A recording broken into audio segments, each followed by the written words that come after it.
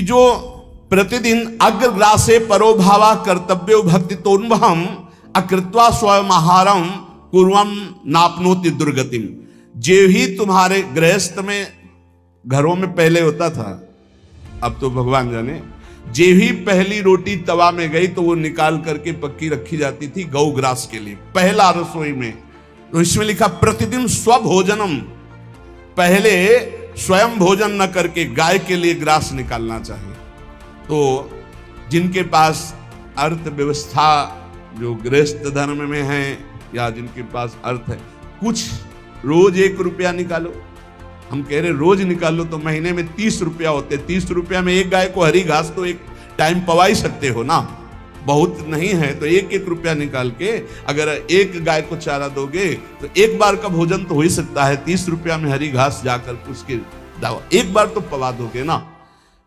अग्रग्रासे परोभावा कर्तव्य भक्ति तोन्वहम, भक्ति पूर्वक गाय को एक ग्रास भोजन में 1 रोटी तो निकालना चाहिए गाय के लिए, ऐसा शास्त्र आज्ञा कहता है। जो ऐसा करता है तो अकृत्वा स्वयमाहारम कुर्वन् नाप्नोति दुर्गतिम, अपने आहार से 1 रोटी निकालकर गाय को देता है और स्वयं 3 रोटी भले पाले 1 रोटी गाय को दे दी तो बोले उसकी दुर्गति नहीं होगी, अर्थात उसके अंदर भाव बढ़ता चला जाएगा वो भगवान की भक्ति में। और तेनाग्नयो हुता सम्यक पितरश्चा पितर्पिताः देवास्त पूजितास्त तेने यो ददाति गवान्हिकम, जो प्रतिदिन गौग्रास निकालता है अर्पित करता है तो उसको अग्निहोत्र करने का फल मिलता है, उसके पितरों को तृप्ति मिलती है और समस्त देवताओं के पूजन का फल मिल जाता है जो गौग्रास निकालता है। यदि गाय घर में पाली जाए या गौशाला खोली जाए और गौओं की सेवा की जाए, जिनके पास अर्थ है भाव है, भगवान स्वयं श्री कृष्णचंद्र जी ने गौ सेवा स्वीकार की, गौवें चराई। गौओं की परिक्रमा करने से, जैसे आप प्रभु के बिहारी जी के मंदिर की 4 परिक्रमा करें तो जो फल आपको मिलेगा वही गाय की 4 परिक्रमा कर लें तो आपको प्राप्त हो जाएगा। गौ की प्रदक्षिणा से, गावः प्रदक्षिणी कार्या वंदनीया ही नित्यशः, जो रोज गाय को प्रणाम करता है और गाय की प्रदक्षिणा करता है तो भगवत प्रदक्षिणा का उसे फल प्राप्त होता है। जहां गौएं विराजमान होती हैं वो बड़ा पवित्र दिव्य तीर्थ स्थल माना जाता है। गौएं जहां विराजमान रहती, गौशाला में भजन करे तो कई गुना बढ़कर के प्राप्त होता है। स्वयं ब्रह्मा जी ने गौओं को दिव्य गुणों से विभूषित बनाया है। अप्यागाराणि विप्राणाम देवतायतनानि च यद गोमयेन शुद्ध्यंतिम किम ब्रूमो हृदिकम ततः। गाय के गोबर से जहां लेपा जाता है वहां जिस देवता का आवाहन करोगे वही देवता आकर विराजमान हो जाएगा। अपवित्र भूमि में भी यदि गाय के गोबर का लेप कर दिया जाए तो परम पवित्र मानी जाती है। गाय बहुत पवित्र, जहां वो बैठती है, जहां वो मूत्र त्याग करती, गोबर त्याग करती, वो स्थान तीर्थ तुल्य पवित्र माना जाता है। गाय बंदी हो घर में, वो प्यासी है और भूखी है, तुम्हारे सुकृत नष्ट हो जाएंगे। तृषिता गौर गृहे बद्धा, क्योंकि तुम्हारे पास है, सेवा करना चाहिए। यो वै गाम प्रतिसिद्धेन तो चरंतिम च स्वतरणम नरहा तस्य पूर्वे च पितरा कंपन्ते पतनोन्मुखा। यदि गाय हरी हरी घास चर रही कहीं और तुमने डंडा ऊपर प्रहार किया और लाठी मारी तो तुम्हारे पितर खोपड़ी के बल नरक जाने के लिए तैयार हो गए। ये लिखा है। यो वै ताड्यते यष्ट्याधेनुम मर्त्यो विमूढ़धि, जो मूर्ख मनुष्य, जैसे अब गाय दूध नहीं दे रही, मार डंडे डंडे मार रहे हैं, इंजेक्शन लगा रहे हैं, ऐसे वैसे कर रहे हैं, उसको ताड़ना दे रहे हैं, तो बोले जो मूढ़ बुद्धि मूर्ख मनुष्य, यो वै ताड्यते यष्ट्याधेनुम मर्त्यो विमूढ़धि, वो गाय को लाठी से मारता है, डंडे से मारता है, हाथों से मारता है, तो धर्मराजस्य नगरेशा याति करवर्जिताः।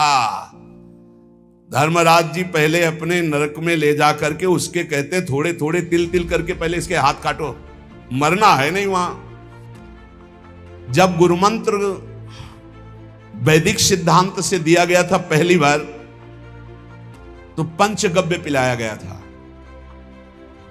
गोमूत्रम गोमयम क्षीरम दधि सर्पिस्तथैव च गवाम पंच पवित्राणि पुनंत सकलम जगत। कितना भी बड़ा पापी हो, अगर पंचगव्य पिलाया जाए तो वो वैदिक मंत्रों को स्वीकार करने लायक हो जाता है, पवित्र हो जाता है। पंचगव्य में पांचों चीजें गाय की होती हैं। गाय का मूत्र, गाय का गोबर, गाय का दूध, गाय का दही और गाय का घी, ये पांचों मिलाकर पंचगव्य पिलाया गया था। पहली बार जब वैदिक मंत्र दिया गया था तो पंचगव्य बनवाया था गुरुदेव भगवान ने सन्यास, और वो पिलाया था।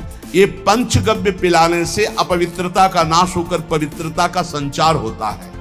इसलिए धन्य है उनका जीवन जो गौ सेवा परायण है, भगवत भाव से गाय में साक्षात भगवान का भाव रखकर गौ सेवा करते हैं। त्रिषिता गौर गृहे बद्धा गेहे कन्या रजस्वला देवशास्त्र सन्निर्माल्य हंति पुण्यम पुराकृतम। यदि घर में गाय बंधी है और भूखी है और प्यासी है तो तुम्हारे सारे पुण्य नष्ट हो जाएंगे। सेवा और व्यापार में अंतर होता है। गौ सेवा के बहाने से धन का जो दान लेना है और उसका अपने में प्रयोग करना, मैं पितरों सहित नरक जाना है, लिख लो। गौ सेवा के बहाने से दान लेना और उसका अपने परिवार के सुख में पैसे का प्रयोग कर देना या अपनी वासनाओं की पूर्ति में लगा देना। आया गौ सेवा के लिए और आप प्रयोग कर रहे हैं गाड़ी घोड़ा नाना प्रकार के सांसारिक भोगों में, तो लिख लो पितर सहित तुम्हारे नरक जाएंगे, क्योंकि गौ सेवा के लिए आया है। गौ सेवा का धन सिर्फ गौ सेवा में ही लगना चाहिए। आप गौ सेवक है, दूध पान कीजिए, रोटी खा लीजिए, लेकिन गौ सेवा का अर्थ आप अपने वासनाओं की पूर्ति में, अपने मनोरंजन में या अपने मन के संकल्प भावना में नहीं पूरी कर सकते। गौ सेवा के लिए ही पूरी कीजिए। गौ के वास का निर्माण, गौ के भोजन की व्यवस्था, वो दूध दे ना दे, वो कैसी भी अवस्था में हो, उसकी सेवा परायणता, उसके लिए सेवक रखना, सेवकों को भी सुख प्रदान करना, लेकिन स्वयं कभी गौ के सेवा के लिए आए हुए धन का स्वयं के लिए भोग न करना और निरंतर भजन रखना, उसे परम पद की प्राप्ति हो जाएगी। इसलिए हमारे सनातन धर्म में गौ सेवा का विशेष महत्व है और इस महत्व को सबको स्वीकार करना चाहिए, क्योंकि हमारे सनातन धर्म का स्वरूप है जहां मां पदवी दी गई है, गांव को गौ माता कहा गया है। गौ में समस्त देवता विराजमान है। गौ का बहुत बड़ा महत्व वर्णन किया गया धर्म शास्त्रों में। यहाँ तक कि जब कोई ऋषि नाराज होता था तो आगे गाय करके जाया जाता था तो क्षमा हो जाती थी। गाय को देखते ही वो क्षमा कर देते थे। बहुत महिमा वर्णन की गई है गौ की। इसलिए जिसको भी अगर नहीं अर्थव्यवस्था है तो एक रोटी तो निकाल सकते हो ना। तुम्हारी रसोई में रोटी बने तो पहली रोटी निकाल लो और आसपास जहां गाय बंधी हो तो उसको दे आओ जाकर, तो कम से कम धर्म का पालन हो जाएगा, गौ सेवा बन जाएगी। पर एक बात ध्यान रखें, इन सब सेवा का फल है भगवान के चिंतन में निरंतर वृत्ति डूब जाए। हमारी एक एक वृत्ति, एक एक क्षण भगवान के चिंतन में डूब जाए। अगर नहीं तो हम आपको उत्तर दे रहे हैं, क्या महाराज नृग जैसा कोई गौ सेवक हुआ है दानी? भागवत में पढ़ लेना। करोड़ करोड़ गायों को, करोड़ों गौशालाएं थी, एक दो नहीं। इसलिए कह रहे हैं करोड़ों शब्द कि आप उसको कहीं ज्यादा ना समझें। पृथ्वी के कोई भूमि के कण गिन सकता है, बारिश की बूंदे गिन सकता है, लेकिन महाराज नृग की गौएं जितनी दान की गई वो गिनी नहीं जा सकती थी, ऐसा वर्णन आता है। अरबों अर्बुद गौओं की सब स्वर्ण से अभिषिक्त करके ब्राह्मणों को दान करना। इतने बड़े गौ सेवक, इतने बड़े दान करने वाले, एक चूक हो गई, ना दान लेने वाले तपस्वी ब्राह्मण की गाय किसी अन्य ब्राह्मण को दान कर दी। और वो ब्राह्मण ने जब गाय देखी बोली मेरी गाय चुरा ली। बोले महाराज नृग ने दी। महाराज नृग से कहा मेरी गाय है, तो उन्होंने कहा गौशाला में आ गई होगी, आपको 10,000 गौएं देते हैं, आप अपनी गाय। बोले मैं प्रतिग्रह नहीं लेता। जिसने दान लिया था उसने कहा गाय यही लेके जाऊंगा, तो उनका आप गाय छोड़ दीजिए, आपको 10,000 गाय देते। बोले नहीं लूंगा। बस अनजाने के अपराध ने गिरगिट बना दिया था, कुएं का गिरगिट।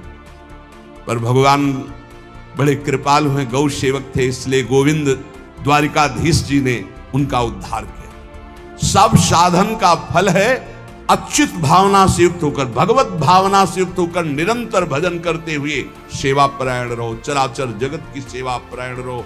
भजन करना ही सबसे बड़ा परम धर्म है। हम सब सेवाएं करें जगत की, लेकिन अंदर से राधा